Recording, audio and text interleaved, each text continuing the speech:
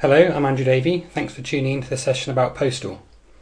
Postal is a free open source library that makes generating emails simple by leveraging the existing MVC view engine infrastructure. So most web apps these days need to send email, and .NET provides a nice API to handle this. But the problem is that when you need to actually generate the content of the email, you're kind of left to your own devices, and I used to end up just making a bunch of string mess in my code. And this only got worse when I had to start doing HTML formats as well. So I created this library called Postal, which just provides an elegant way to generate email and maintains the clean separation of concerns that we've got used to with MVC.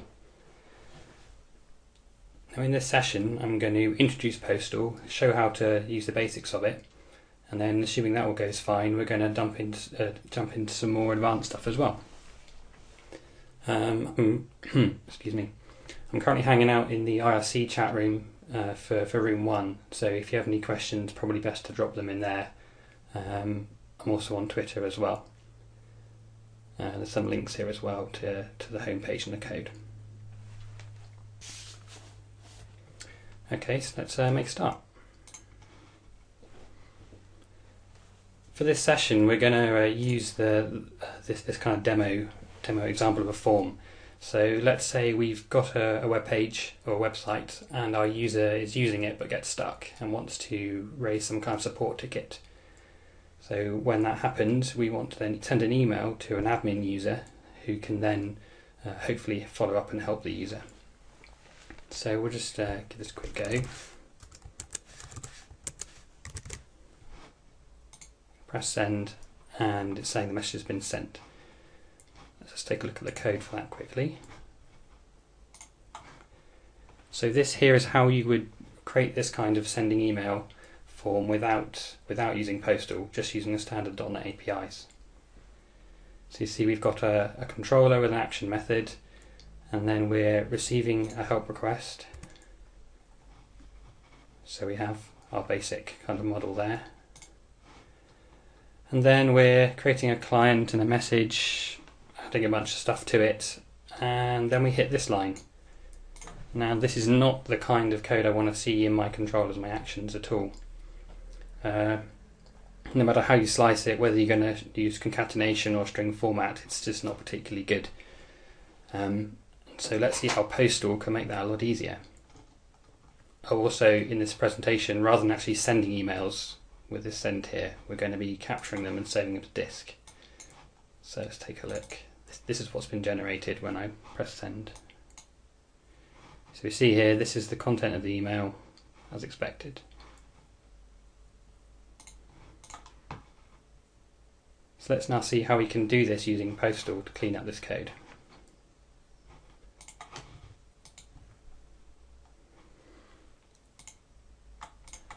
Here we have the exact same form as before,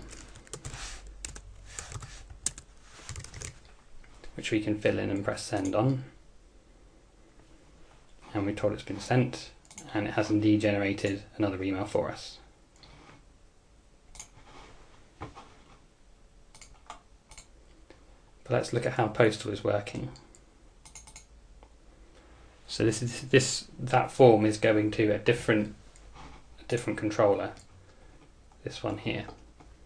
Now in my project, I've already added a reference to Postal. So we see we've got using Postal here, and in our references we have Postal.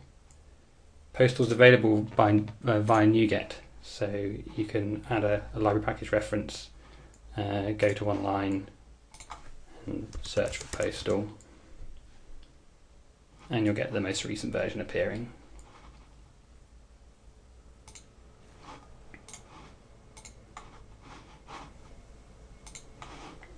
So let's see how we now use Postal to send emails.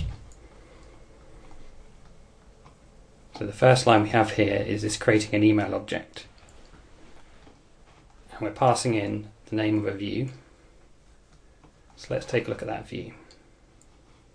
By convention, Postal places all emails in this emails folder inside views. So we can look at help request. So this here is the same text that we used to have in our old controller, what we had here, but we can now put it into here instead, and we're using a Razor view, but you can actually use any view engine you like that's supported by MVC. But we're using Razor because Razor's awesome, as Shay's poll just showed. So we've got the body of the email and also the headers. I'll come back to why these are here in a minute.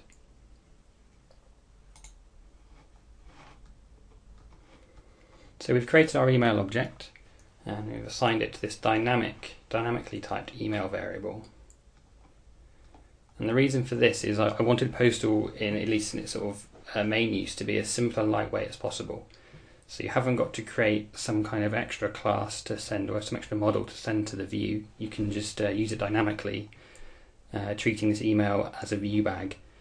So rather than an email containing, like say mail message does, containing a to, a from and a body and a subject, instead the email is really a view bag which you can put any data you want in, and then when we finally send, it's going to package all that into view data for the view. So that's why these properties here are then appearing in here in our view. You see it's still a regular view, so you get your standard helpers you can use. So we're generating a URL here. So now coming back to these headers, Postal lets you put the headers into the view itself. There's a couple of reasons for this. One, it lets me use the model data in the subject line still, which I think is pretty handy. And also, I don't necessarily think that a controller should be concerned with all the minutiae of what actually goes into the email in terms of the headers. I think it's actually quite a nice separation to say that we're going to put all the headers and noise about the email into the email view, and just let the controller action focus on the actual data instead. So we just follow up with this send line. Excuse me. So when we say send, this is where everything happens. Up until this point, we're just building up a view bag of data.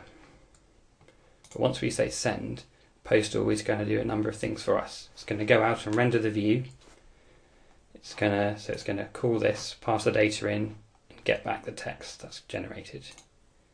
It's then going to parse that output text and create for you a mail message. So that's your standard mail message, just like we would have had before. So it builds up a mail message using that, assigns all the headers to that. And it then creates an SMTP client to send the message, and it's done. So that's the absolute most basic way to use Postal. So at this point I should probably take a quick break and see if there's any questions or any misunderstandings I can clear up before moving on. So you can either drop them into the IRC channel, or I see there's a couple in here as well. Okay, I'll address these first. Okay, so first question here is from Mike, saying what program am I using to intercept the outgoing email? Great question. Let's see how we do that. It's a really handy tip. It's really simple. The SMTP client, when you just create one up without any settings, it will read its settings from your config. So if we look at web config, you see we've got this section here. And so I've changed the delivery method, which is usually network, I believe. Yeah, so it's usually network. I've changed it to specify pickup directory, and I've provided a path there. So now whenever it sends email, it just writes to this folder instead. So this is a really handy way to test email, rather than actually spamming your inbox hundreds of times. Also a quick note, if you're using .NET 4, with this method, you must still specify this line. If you leave this line out, you'll get some weird error saying could not find the network or something. So just put that in with localhost and it'll work fine, it won't send anything. And then when you switch to production, you would change all this config out and specify your proper settings in here. So that's how we do that. See the next question.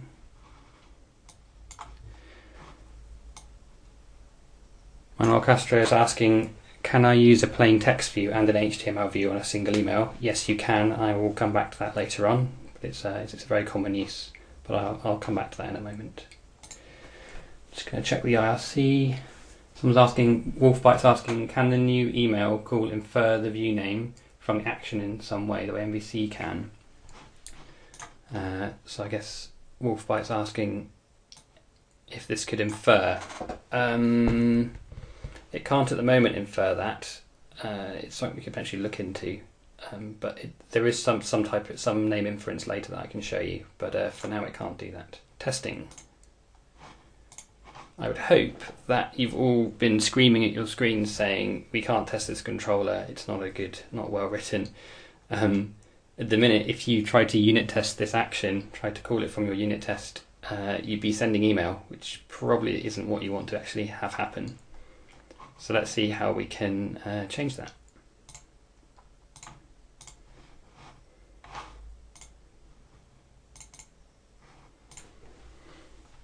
The main problem was that we were saying we had a line that said email.send, and that behind the scenes just sent the email, and we couldn't really intercept that. So as an alternative, Postal gives you this interface called iEmailService. So then what we've done is we've created a controller which takes a dependency on this, and then in our action method now we create the email exactly as before, but now rather than call send on the email, we're going to indirectly send what we're going to send using the email service instead. So let's see how we can test that.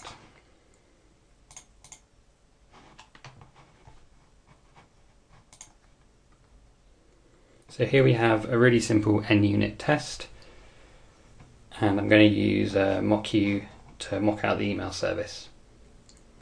So these two lines create the email service mock and a controller,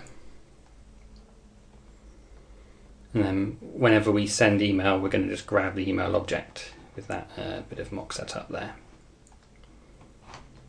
This line then actually invokes the action method, and then after that's run, we then assert that the email was sent, and we can also check that the right data was assigned to it as well.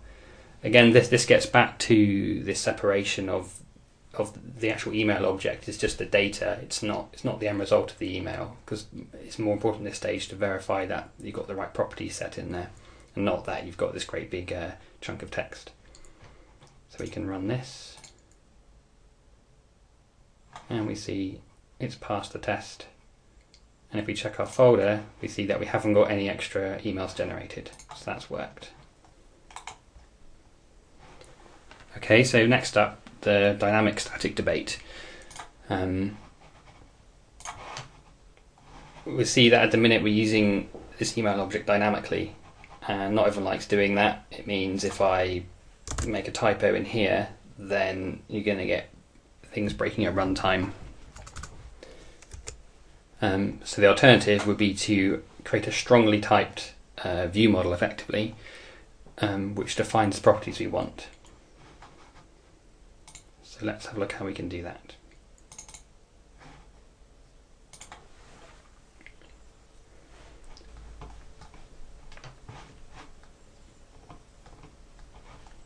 What I've done here is I've created a new class which derives from email. I've given it a name, and I've set the properties that I want that to have. And then it's as simple as creating an instance of that, assigning the properties and calling send, and everything works as before. And obviously we get IntelliSense, and if we type something wrong now, then we're going to get a compile error. Now we're not specifying the name of the view here, and this gets back to it being what I said before about deriving.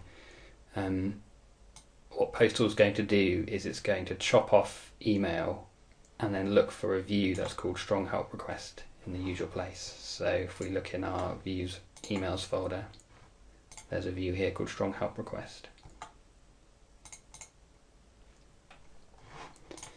And this view is practically the same as what we had before. The only real addition is this line at the top specifying the model type, and that's the model which we defined here.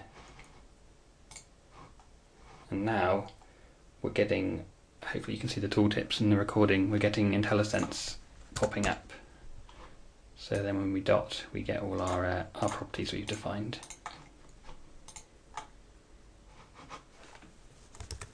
I'll just make sure that that still works. We'll just fill in the form again, press send. So here's our new email. And we can see that it's been generated with the same data, but now we see it's coming from the strongly typed model instead.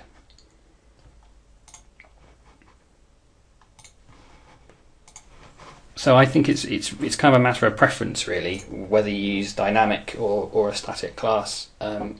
If, in my opinion, if I've got an action, if I've got an email which I'm only sending from one place, I don't see an awful lot of benefit in having to make a whole other class. It's just like a whole bunch of lines of code I have to write when I don't really think it adds too much.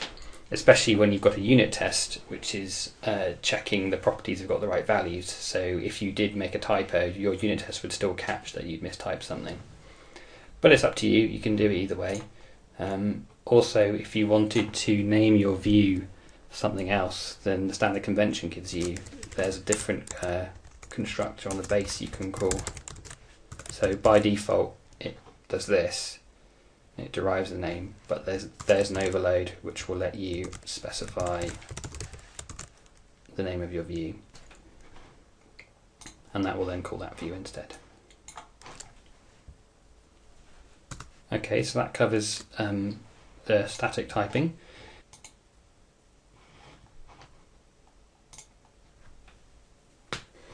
So let's now get fancy, and we're going to generate emails that have both HTML and text content. Now it's quite likely that if you're generating an email, say for like a newsletter, or it's got it needs some rich formatting, then you're going to want to generate an HTML newsletter. That's great, you can do that. If you have a single view for your email which has angle brackets in it, then post all the text that as HTML or send it as HTML. However, it's often a good idea to actually have a fallback. So if the person reading your email, if their email reader is only able to show text, then you don't want them seeing a bunch of angle brackets. So it's good to send along a text representation as well. So before showing how Postal does that, let's see how you would do that the old-fashioned way before Postal. Just to give you an idea, that's not fun. Okay, so without using Postal, we would have to create our SMTP client and message, that's fine, and the headers as before. And we're going to create a body, all the text in there, what a mess. And then we're going to add it to this message alternative views collection rather than setting the body directly. So we have to write that line of code there. But we also want to do the HTML, so there we go, a bunch of angle brackets and things, and a similar line to add it to the alternative views. And finally we can send the message. So this is really not the sort of code you want to have in your actions. You might go away with just this kind of code, but once you start doing this stuff as well, you've lost it. It's also interesting to note that going from this where we set the body, we then have to change the code to then start using alternative views explicitly instead. So we'd have to change this code from the old stuff to this stuff. So Postal has a nice solution to this. Hide that code away. Well, so this is the Postal action method, and I hope you notice it's practically the same as what we've been doing all along. We haven't had to change anything here, we're just simply assigning our data and calling send. The only difference I've done is I'm calling a different view. So let's take a look at that view.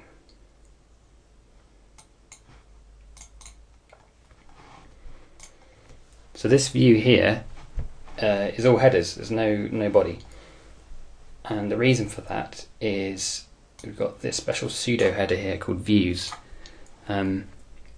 So now when Postal parses the output of this view, it's going to see this views header, and then it understands that to mean that there's multiple alternative representations of the email. So it's going to go out and find a view for text and a view for HTML. Let's take a look at the text. So the text view, is just the text we had before. But instead of having all the headers, we just have this single header which specifies the content type. If you've dealt with HTML multi-part messages before, then you understand that you need to specify the content types of the different parts so that the email reader knows what they are and what to do with them.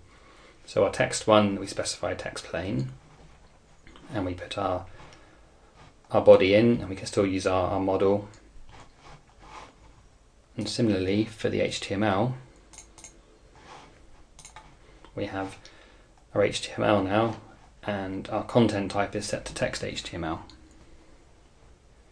And we can do nice things like specify styles and do links as links, all the other HTML stuff you'd want to do. So just to go over that again, you make a view with just headers, with just the name of the view, and then the convention is that when you have text, it's going to look for a file that's called, in this case, fancy.text.cshtml, and the same for the HTML when you've got fancy.html.cshtml there.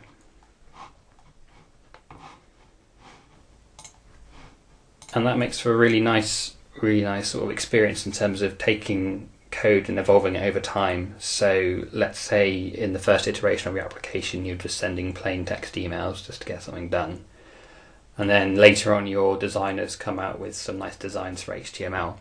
Well, your code doesn't have to change, your code is just the same. All you're doing is adding some new views out in the views folder, so you could even drop those in, and at runtime they're just going to be picked up and just go.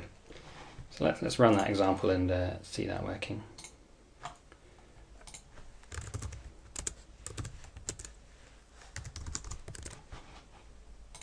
Send the message. Now we're going to open that again in our email reader. And now you can see we've got a bit of formatting appearing here. And our link is actually a link. Also, another tip is if you haven't got a mail read like this installed, you can grab Notepad and drop them into Notepad, and you can see what's actually being generated under the covers for you. So you can see .NET's generating all the headers, so it's the ones we specified and some extra ones as well, and then the various bits of content which .NET Base 64 encodes for us.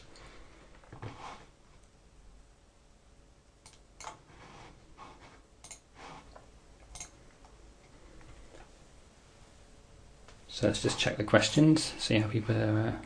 Okay, so a couple of questions. One about sending asynchronously, so I'm getting onto that in a moment. Also, someone's asking why not use @section text and @section HTML to delineate text in HTML. Okay, so that's someone asking. So instead of using separate files for each possible representation, just use a single file, and then to use something like this.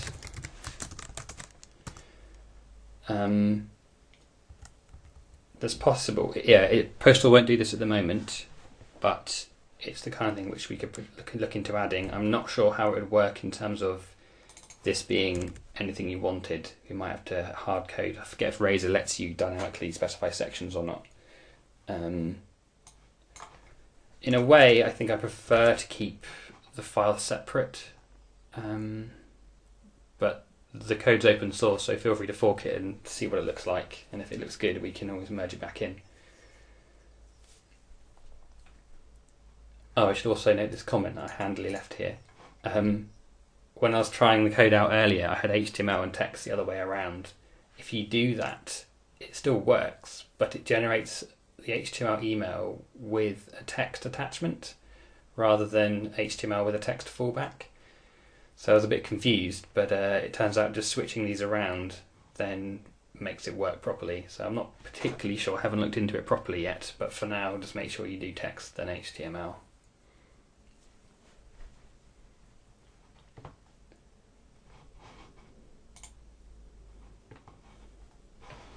Let's just check for more questions.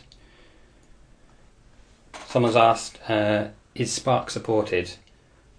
Any MVC view engine should be supported. I've only tested it with ASPX and Razor, but I'm not doing anything particularly special. I'm just saying give me a view with this name, and so as long as Spark works like that, which I'm sure it does, then that should work fine. But again, we need to test that to be sure. And if it doesn't work, we can again fork it and fix it for me. Another question is, why do we have to specify the content type at the top of the file if the convention is to use email name? I probably should enhance the convention so that if you have a view that's something .text or .html, then it sets the content type. Yes, that would be a good enhancement. Yeah, that's a good point. We can certainly look at adding that. And Jay has asked, I know this is mvcconf, but would Postal work in a non-web app scenario?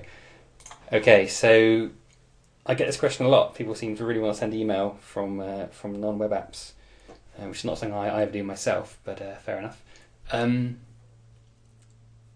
It's kind of a yes and no response to the question about if you can send them outside of a web context. The main problem, the reason you can't, is the view engine stuff is very tied to the HTTP stack and the whole of ASP.NET. So it kind of falls over as soon as you step outside of the web context, really. That said, Postal itself isn't that tied to the web stack. It actually creates its own HTTP context. So it can actually run on a background thread. So an example where this might be useful is within the context of your web app, you can still spin up different threads that aren't web request threads and use those threads to send email. So that's what often happens in my kind of apps. Is I try to avoid sending email directly within a controller action, but instead I'll have some kind of thread which is listening for messages and sending emails, and that still works because then it still understands where to find the views. I haven't really looked much more into working outside of a web app completely, so from say a console application. Postal has some quite a few extension points. Let's just have a look at them.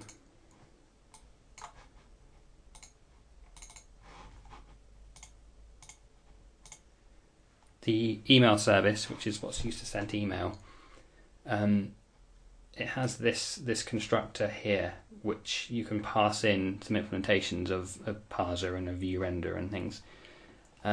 Therefore, you could create an email service and pass in your own versions of your own implementations of these interfaces, and that would give you a bit more flexibility then. But it's something we'd have to look into. I've not really tried it properly.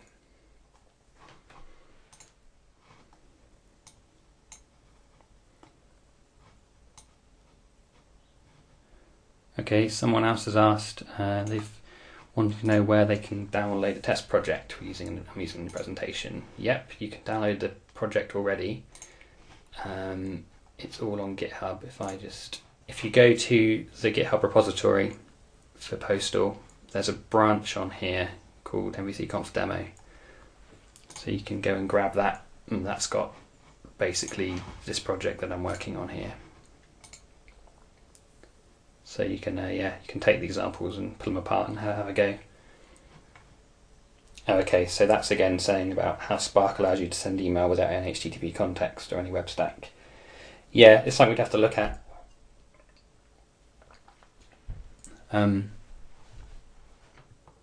don't use Spark myself, so if you do manage to get it working, please let me know, because it'd be good to make Postal a bit more wide-ranging and step outside the web context constraints if possible.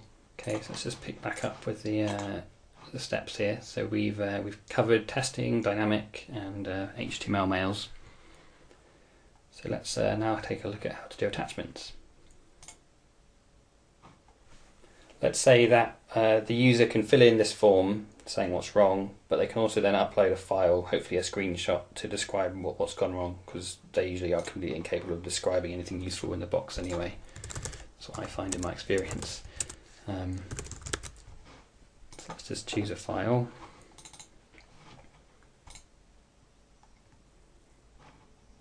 And now it's generated an email. And we see that we've got our our picture that we included has been attached, and the rest of the content is there as before.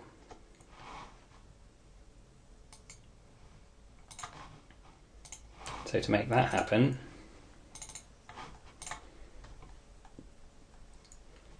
we have this action method here. As before, we're creating an email and setting some data on it. But the additions are, I've added this extra parameter here to grab the uploaded file, and also then to add the attachment, we simply call attach on the email. And this attachment object is the standard one you get from system.net mail. So we just say new attachment and give it the stream and the name, and there's a number of overloads for this constructor. You can pass in whatever you've got. And then also this demo here is showing how to do asynchronous sending. So at its simplest, you can just do that. You can just say email.sendAsync, and it will use the SMTP client's asynchronous methods to then send the email asynchronously. If you're using the email service instead of email directly,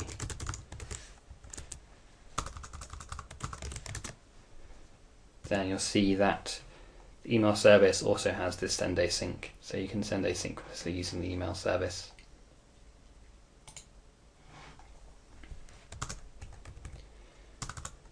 Now there's a slight departure from the way the SMTP client works here, in that I'm actually exposing the asynchronous operation as a task. When you use SMTP client, usually, if you want to send something asynchronously, you have code like this. So it would create the client, there's then an event which you can listen to. So when the sending is completed, you can then dispose it and do something else. I don't think that this pattern works so well within a web context where you've got this kind of more short-lived connections, and I just don't like this code particularly. So in Postal, I wrap up this mess and expose it as a simple task instead. So here we're using the threading tasks, the task parallel library, to create a task. So when we call send async, the operation starts happening, and we get passed back a task that we can then use to say wait for when it's finished. So we can, you can wait there. Not that you probably do that, but let's say you had a bunch of other tasks as well, like one talking to the database. Then at the end you could wait on all of them, pass in all your things that are running. So I think the task provides a much nicer compositional model, so that's why I decided to make Postal use them instead. But it would be interesting to get some feedback from people on what they think about that API change, because I think it's nice, but there might be some unforeseen consequences of using it. There's a question in the IRC room saying, what thread pool does the send async task run on? Good question. It uses whatever .NET uses. So under the covers, send async is calling the send async on the SMTP client. So it's whatever .NET does, which I hope is something good. You'd have to dig into Reflector probably to see what's actually going on, but I imagine it's grabbing a thread pool thread and sending.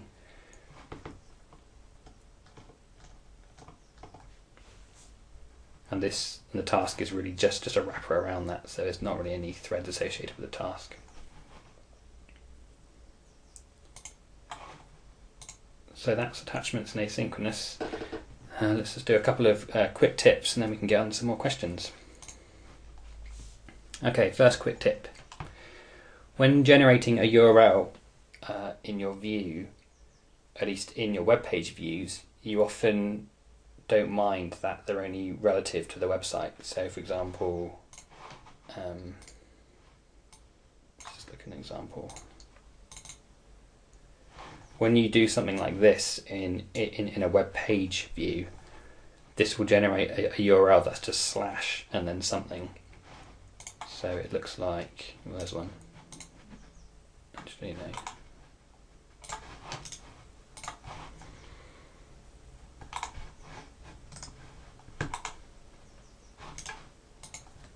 Okay, so it generates URLs that look like this.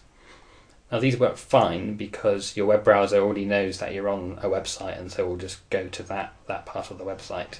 But when you're actually in an email, there is no website, there is no context, so this won't work. You can create a link like that, but then when the user clicks it, it just won't go anywhere. So what you have to do is you have to make MVC generate the full URL for you. We've actually seen an example of that here. So I'm in my help request view, and we're generating a URL for the support ticket. The key thing to do is to specify HTTP or HTTPS if it's secure in the action URL here, and then that when it generates will generate the full URL including the HTTP, and when the user clicks it, it will open up in the default browser and work as expected. It's just something to watch out for. I've seen someone working on another project to actually create a kind of mirror set of helpers which will generate this for you without having to specify HTTP. So in the future that could be something good to add to Postal, just to catch that little edge case there. Okay, next quick tip is implicit email headers. We saw earlier how Postal makes you put headers up here in your view, which is fine, it works, but sometimes you end up writing code which is going to be in your controller, your path. You might say something like email.to and then name at somewhere, and then in your view you end up saying model.to, and I think that's a bit redundant having to specify it once here and then remember to specify it here as well. So what you can do instead is get rid of that line from your view, have no header for to, and only have this one. And what Postal is going to do is when it's building up the email to send, it knows to look for certain properties. So it knows to look for things like to and from, subject, PCC, CC, etc. So it knows to look for those common email headers, and if it finds them, it's just going to set them on the mail message itself.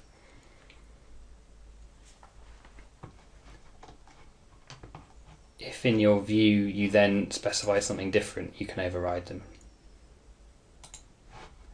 That's just a handy little shortcut really, which I think saves on typing. Finally, a biggie. Postal is built against MVC3. It's pretty much exclusively what I'm using at the moment, so that's what I'm using at the moment. A lot of people are still using MVC2. Fair enough. I've created a separate branch for MVC2. So on GitHub, you can go to the Postal project, switch to the MVC2 backport branch, and that will give you a version of the code which is built against MVC2. There were a few subtle changes I had to make for that. There were some differences in the way the internal mess of HTTP context worked that I had to work around. But this version here will work against MVC2.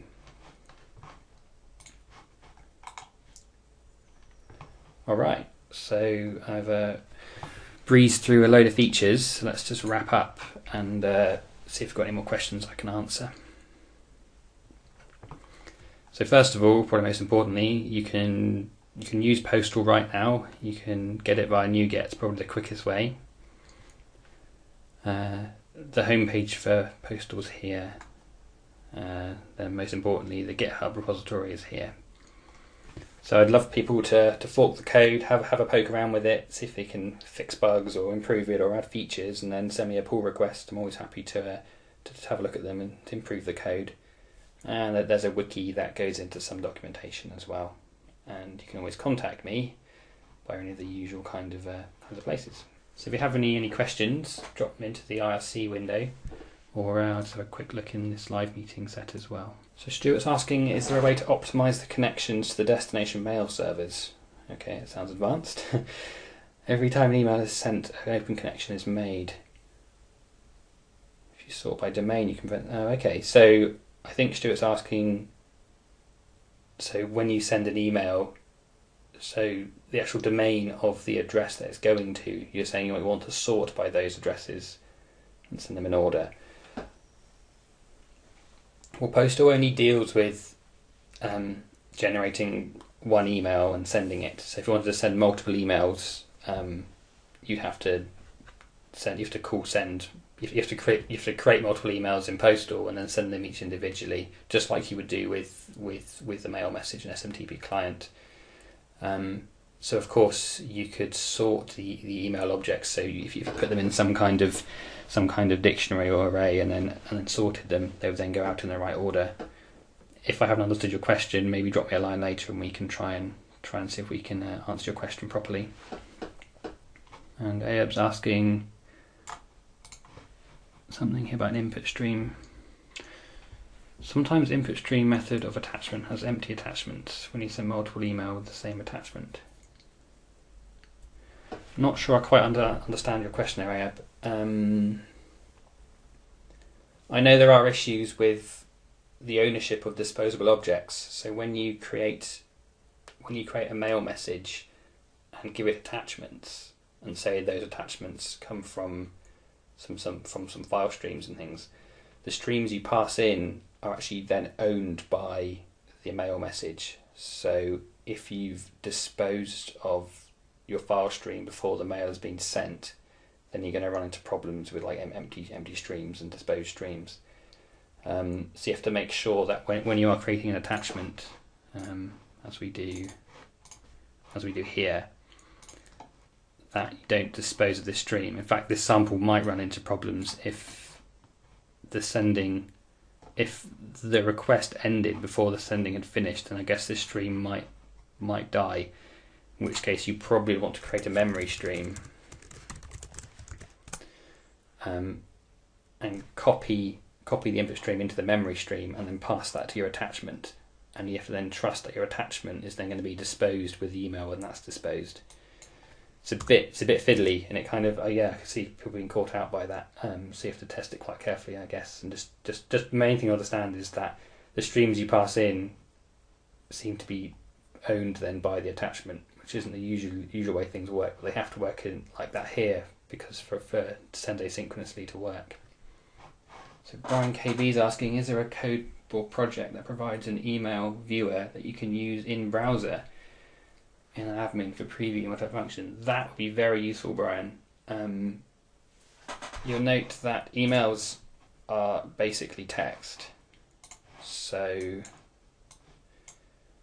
I would imagine it wouldn't be too tricky to write an admin screen which could look at a directory of emails and parse them and decode them and show them to you.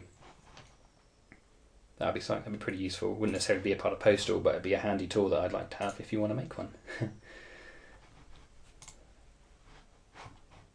Okay, so let's see. Another question here, a question from Paul, asking, are delivery methods other than SMTP client supported, such as the Amazon Simple Email Service?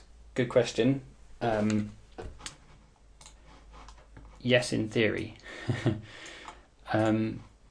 What you'd have to do to use something other than the built-in email sending is, if I look in here,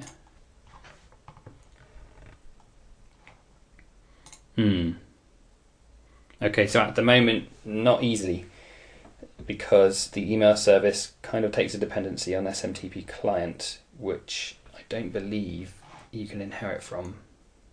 I believe it's a sealed. So let me just check that for you. Oh no. Yeah, you can't override SMTP client send methods, which is not particularly useful.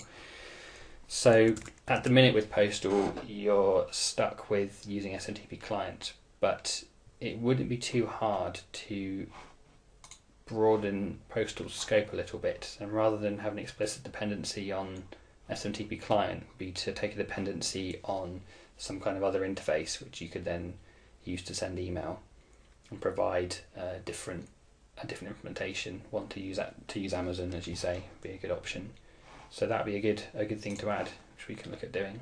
Okay, Jeff S is asking if we need to schedule thousands of emails to be sent, say triggered from a database, what would be the best way? Yeah, sending thousands of emails is probably one of those things where it sort of becomes a whole new sort of problem. For a start, you wouldn't be sending thousands of emails from your controller action method, I would hope, because that would take forever. One way I would maybe look at doing it is use Postal. You could use Postal to generate the emails, and then there's actually a handy method on iEmail service called create mail message. So you can call this, and actually this answers the previous question as well. You can call create mail message, pass it an email, and it returns back a mail message. So it basically does everything in terms of rendering the view and parsing it, but doesn't send it.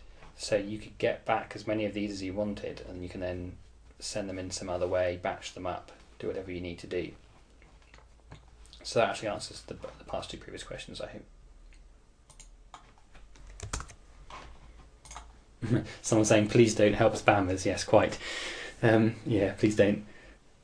And if you are sending thousands of emails, there are services like, there are third-party services out there which are much more set up for sending emails. Sending email at that scale becomes a lot more involved, and there's special things you have to do to your server to make sure it doesn't get marked as on a blacklist and things. I was asking about handling exceptions. If you're sending synchronously, then it's as simple as putting a try catch around send and catching whatever you wanted to catch there. Forget the exact sort of exceptions. You have to look at the documentation of what exceptions can get thrown, but that's basically what you would have to do there, is catch that. If you're sending asynchronously, then you can use the task to see what exceptions are thrown. So once the task is finished, you'll see that on task there are some properties like cancelled, completed, faulted, and an exception property. So you can use that to actually see what exceptions were thrown when sending. Stuart asks, does the NuGet installer install the RTM version of MVC3 as well?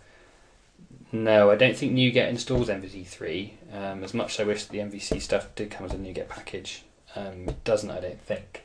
So you have to have MVC already installed.